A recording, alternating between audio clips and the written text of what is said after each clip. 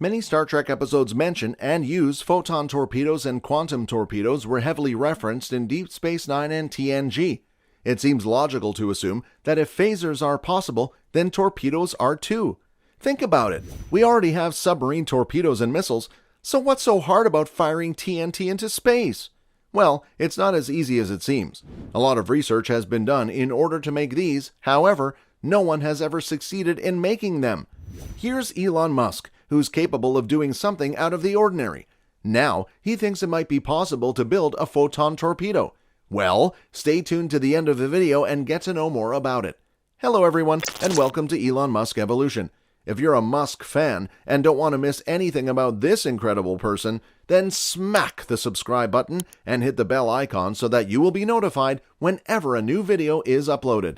In today's video, we are going to tell you about Musk's theory on the existence of torpedoes. Certainly there is a lot to take into account here, and the technology doesn't seem to be as clear-cut as simple lasers.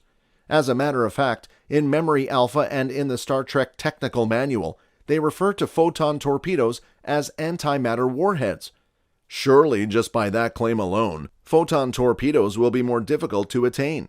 Assuming that such an assertion is correct, let us see how Musk explained that, if photon torpedoes are technically possible, or if realistic science ultimately blows them out of the water.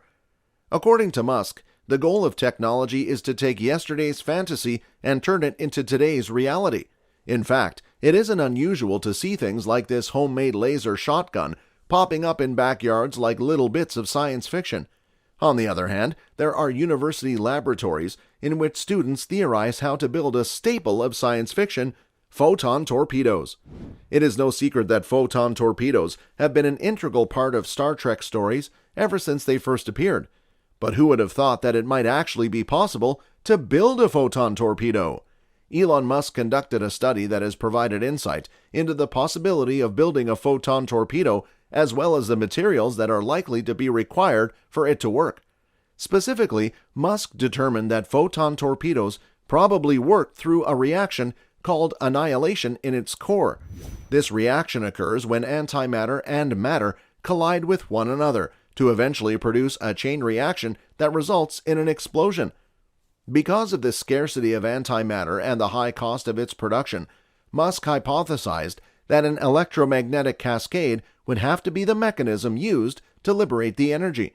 This is a situation when high-energy particles interacting with a metal such as iron, uranium, or lead can mix with one another in order to produce matter and antimatter pairs, electrons and positrons, which are converted into photons torpedoes upon collision. In other words, he said that photon torpedoes are metal casings that suspend positrons, a form of antimatter that reacts violently with electrons in an internal magnetic field, which collapses on impact and is ejected into the normal matter, bringing it into contact with its host. It can be concluded that when both types of particles collide with each other, an explosion of incredible violence is generated. Considering that the average nuclear warhead contains 1 milligram of antimatter, a photon torpedo would have released energy of 180 million kilojoules, equivalent to 43 metric tons of TNT.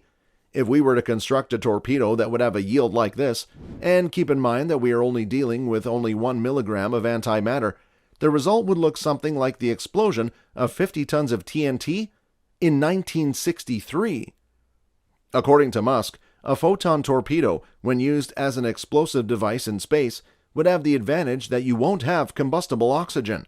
And as a result of this, the combustion of explosive fuel sources, including TNT, requires oxygen as a reactant, and such a reaction cannot occur in the absence of oxygen, which is why fire cannot occur in a vacuum, let alone in outer space.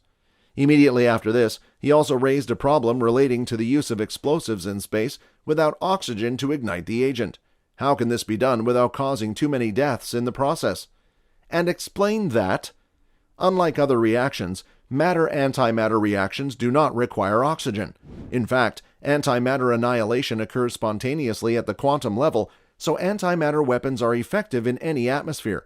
Fundamentally, the absence of oxygen in space does not make any difference to the explosive outcome of antimatter annihilation. He stated, "The use of photon torpedoes in space would be identical to that of photon torpedoes in an atmosphere. Star Trek proves once again that they are unwavering in their devotion to science. However, as Musk claimed, we can indeed produce antimatter at the present time, and it is a science concept that is based on real-life experiments.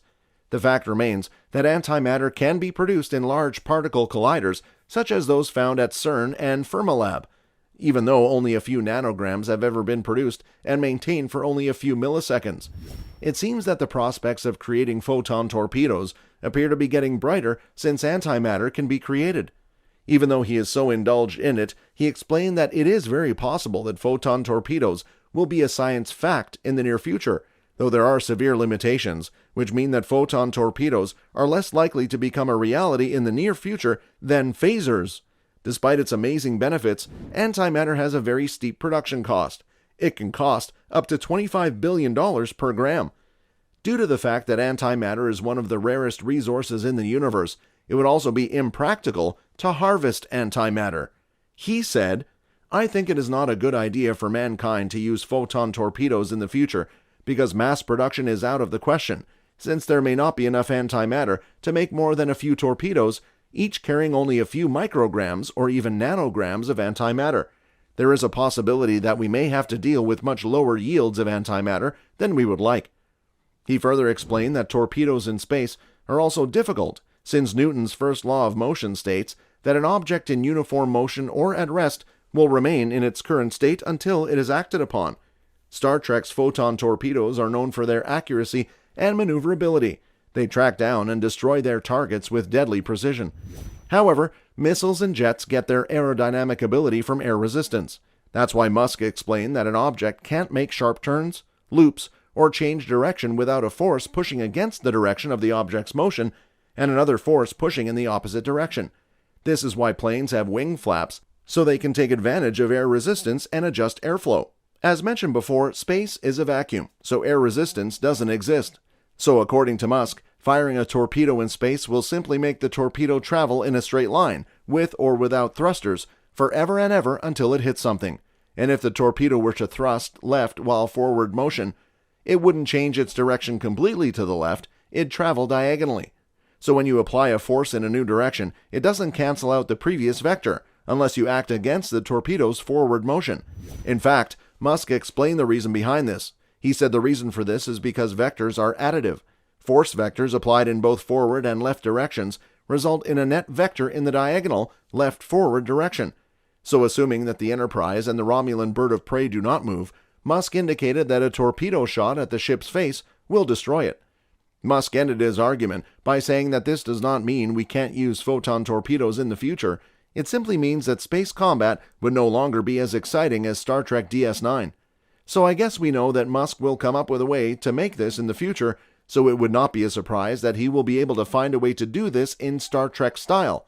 Anyways, folks, that's it for today's video. If you're interested in watching more videos on Elon Musk, then what are you waiting for? Simply click the subscribe button and ring the bell icon because new videos are on the way, and we'll see you in the next one.